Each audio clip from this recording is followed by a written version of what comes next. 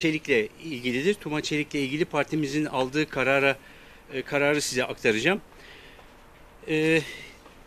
Daha evvel de açıklamıştık. Biz 30 Haziran tarihinde Merkez Disiplin Kurulumuza grup yönetimi olarak Tuma Çelik fezlekesini iletmiştik ve Merkez Disiplin Kurulu'nun hızla soruşturma yaparak gereken kararı alması önerimizi yapmıştık.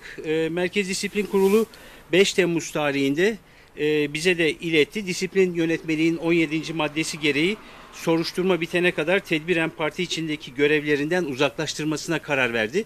Biz de bu kararı Tuma Çelik'e ilettik ve 5 Temmuz tarihinden itibaren partiyle ilgili hem meclis içinde hem meclis dışında herhangi bir faaliyette bulunmaması gerektiğini kendisine tebliğ ettik. Disiplin Kurulu çalışmasını sürdürdü. Bugün itibariyle biraz önce Disiplin Kurulu'nun kararı ortaya çıktı. Disiplin Kurulu Milletvekili Tuma Çelik'i kesin çıkarma cezası ile cezalandırmaya karar verdi. Bizim tüzüğümüz gereği Tuma Çelik partiden istifa etmiş olsa bile tüzüğün 58F maddesi gereği soruşturulan kişi parti üyeliğinden istifa etse dahi istifaları disiplin soruşturması tamamlanıncaya ve disiplin kurulu kararı açıklanıncaya kadar kabul edilmez hükmü gereği disiplin kurulu istifaya rağmen kovuşturmaya devam etti ve bugün itibariyle kesin çıkarma cezası konusunda kararını verdi. Gerekli işlemler yapılıyor. Bunu kamuoyuyla paylaşmak istedik. Birinci söyleyeceğim bu. İkinci söyleyeceğim diğer milletvekili Mensur Çelik'le ilgili de yine iddialar ortaya çıkar çıkmaz Merkez Disiplin Kurulu'na biz gereken verileri sunduk. Grup yönetimi olarak Merkez Disiplin Kurulu bu konuyu görüşüyor. Öyle sanıyorum ki bu hafta içinde Mensur Işık'la ilgili de Merkez Disiplin Kurulu'nun bir kararı ortaya çıkacaktır. Onu da yine sizlerle paylaşacağız. Şunu son cümle olarak söyleyeyim.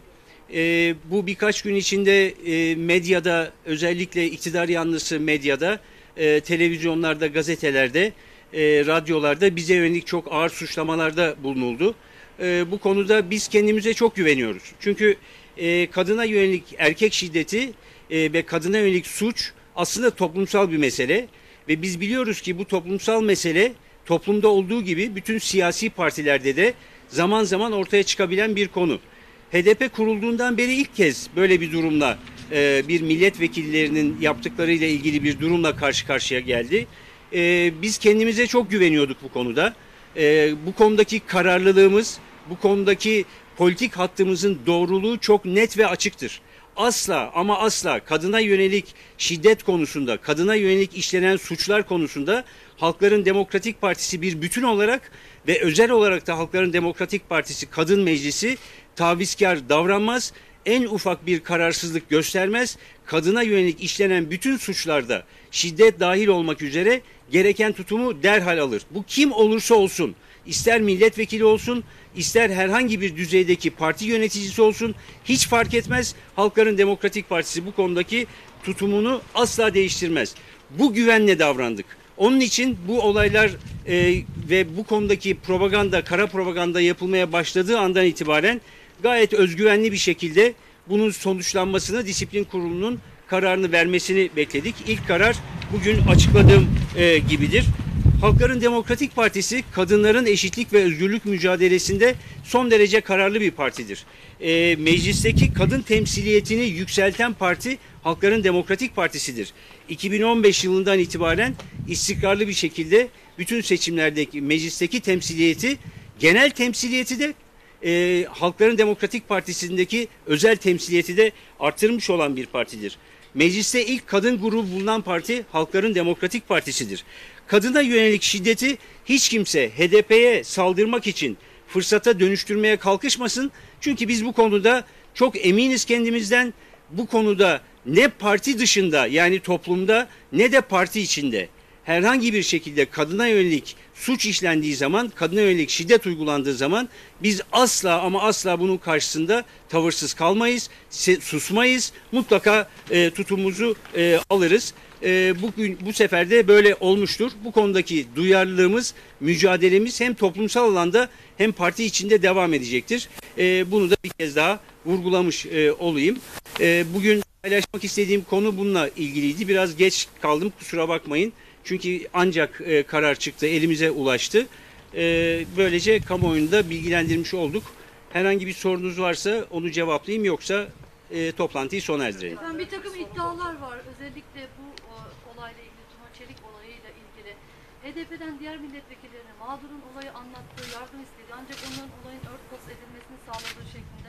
Bunlar doğru mu? Araştırdınız mı? Şimdi herhangi bir örtbas etme durumu yok. Ancak bizim kadın meclisimiz kadın beyanını esas alan bir çalışma sürdürmektedir her alanda. Kadın meclisine ilk gelen beyanlar bu doğrultuda, fezleke doğrultusunda olmadığı için kadın meclisi ona göre davranmıştır. Ama fezleke ortaya çıktığında ve bu iddiaları gördüğümüz andan itibaren de hemen gerekeni yaptık. Meclise gelir gelmez fezleke grup yönetimi olarak disipline sevk ettik ve disiplinde hızlı bir şekilde kararını vermiş oldu. Hakkı Bey, şimdi çarşamba günü Adalet Anayasa Karma Komisyonu toplanıyor ve hazırlık komisyonu olacak. O komisyonda tavrınız ne olur? Bunu konuşacağız. Komisyondaki arkadaşlarla yarın bir araya geleceğiz. Ama yani şimdiden hani şu olacaktır diyemem. Fakat şunu söyleyeyim, ilkesel bir tutum olacaktır. Asla ilkelerimizden taviz veren bir tutum takınmayacağız. Ama bunu dediğim gibi arkadaşlarımızla konuşacağız ve ona göre bir tutum alacağız. Onu da zaten açıklarız büyük ihtimalle, yarın o da belli olmuş olur. Hakkı Bey, kadın meclisine gelen ilk bilgi ne yöndeydi? Şimdi ben detaylara vakıf değilim, fakat kadın beyanının esas alınması üzerinden işlem görüldüğü için ilk gelen bilgi bu şekildeydi. Dolayısıyla onların da bize ilettikleri bu oldu. Başka bir soru? Pardon Hakkı Bey, mağdur kadınla görüşme imkanınız oldu mu? Benim asla olmaz, zaten bizim böyle bir şeyimiz yok. Yani bu konuyla ilgili kadın meclisi esas itibariyle çalışır. Yani partimizdeki işleyiş odur. Yani bir kadın mağduriyeti söz konusu olduğu zaman kadın meclisi devreye girer. Erkeklerin herhangi bir şekilde söz konusu olmaz. Olarak bir iletişim kurdunuz mu? Kadın meclisimiz kurdu tabii. Yani onun için diyorum, onlara gelen verilen ilk beyan o şekilde olduğu için öyle davrandılar. Evet. Yani ilk gelen beyan aslında bu olayın tam tersi şeklinde mi? Yani içeriğini net olarak bilmiyorum. Fakat ilk gelen beyan fezlekedeki beyanlar olsaydı geldiği anda biz işlem yapardık. Bundan kaynaklanıyor.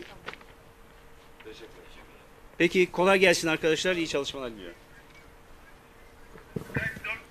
Tamam abi. Ben geçiyorum şu an.